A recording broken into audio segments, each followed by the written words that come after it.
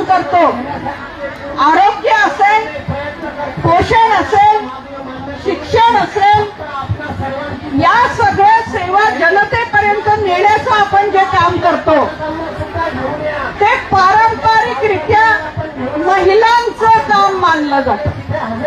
बरोबर आहे की नाही? घरातल्या आजारांची चिंता कोण करतं, देखभाल कोण करतं? महिला करतात. घरातल्या सर्वांना खायला प्यायला कोण घालतं? महिला करतात. घरातल्या मुलांचा अभ्यास घेणं, त्यांना बसवणं, अभ्यासाला होमवर्क करून घेणं कोण करतं? महिला करतात. मग घराबाहेर पडून हेच काम समाजासाठी, शासनासाठी जर करायचं असेल तर त्यांना दिसतं कोण? महिला दिसतात. याचं कारण आहे की पिढ्या हे काम करून महिलांना इतकी सवय झालेली आहे की महिलांना त्याचं फारसं प्रशिक्षण देण्याची गरज पडत नाही. पोषणाबद्दल, आरोग्याबद्दल थोडी वरवरची खासून प्रशिक्षण दिली तरी पुरतं, कारण ते त्यांच्या अंगी काढलेलं काम. अक्षरशः जन्माला मुलगी आल्यापासून त्यांना हे शिकवलं जातं की तुला पुढे हे काम करायचं. आणि म्हणूनच आपल्याला या योजना कर्मचाऱ्यांच्या सेवेमध्ये, कामामध्ये महिलांची संख्या प्रामुख्याने दिसते. दुसरं एक कारण आहे, महिलांना या योजना कर्मचारी म्हणून राबवून घेण्यामध्ये शासनाला असं वाटतं की हे काम मोफत करण्याचं काम आहे. कुटुंबासाठी या महिला मोफत काम करतात. घराबाहेर पडून जेव्हा त्या काम करतील तेव्हा त्यांना छोटा मोठा अत्यल्प असं मानधन दिलं तरी पुरेसं आहे.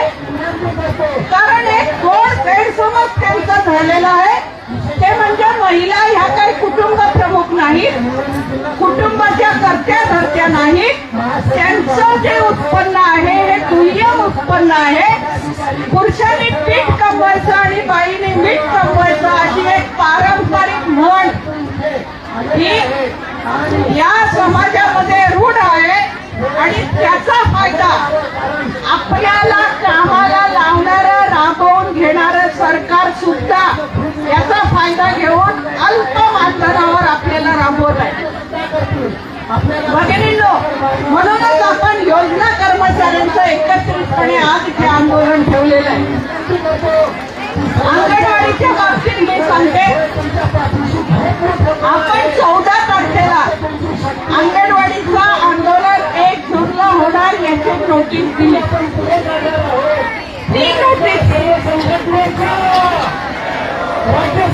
ती नोटीस दिल्यानंतर लगेच हालचाली सुरू झाल्या प्रशासनाच्या. 21 तारखेला आयुक्तांनी बैठक बोलवली आणि 29 तारखेला मंत्र्यांनी मीटिंग बोलवली.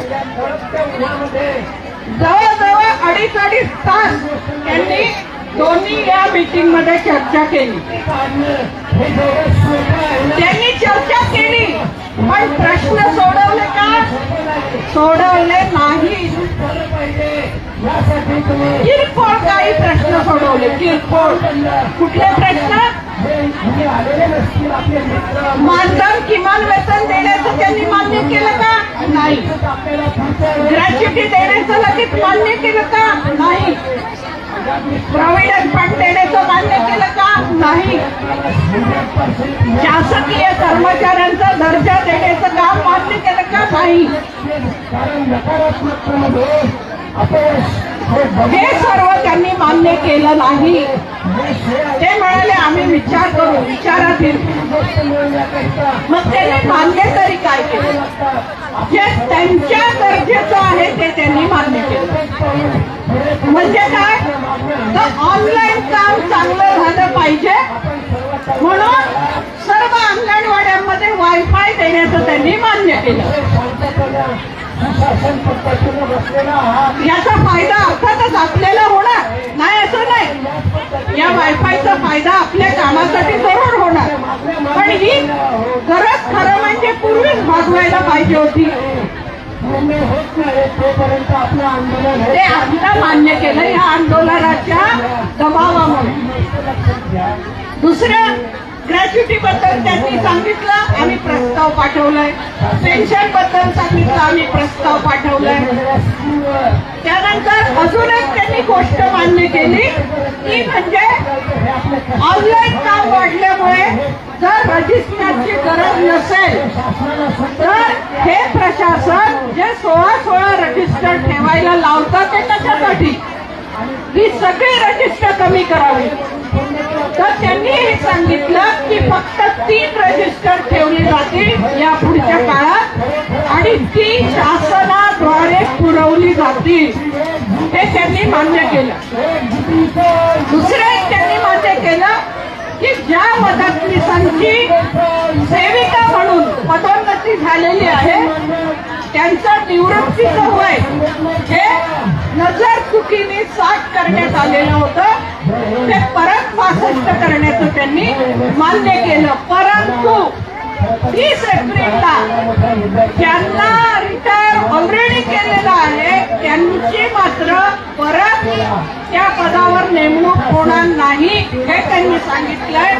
त्यांच्यासाठी आपल्याला कोर्टात जावं लागणार आणि आपण कोर्टात जाण्याची तयारी सुरू केलेली. हा एक मुद्दा जो अर्धवट राहिलेला आहे. दुसरा आहाराचा मुद्दा आपण प्रामुख्याने त्याच्यामध्ये घेतलेला आहे की आहाराचा दर गेले जवळजवळ 12 वर्ष हा 8 रुपयेच राहिलेला आहे. आपण मागणी केलेली आहे तो तिप्पट वाढवावा आणि इंधनाचा दर हा 3 रुपये करावा. त्यांनी असं म्हटलेलं आहे की आम्ही केंद्राकडे प्रस्ताव पाठवलेला आहे.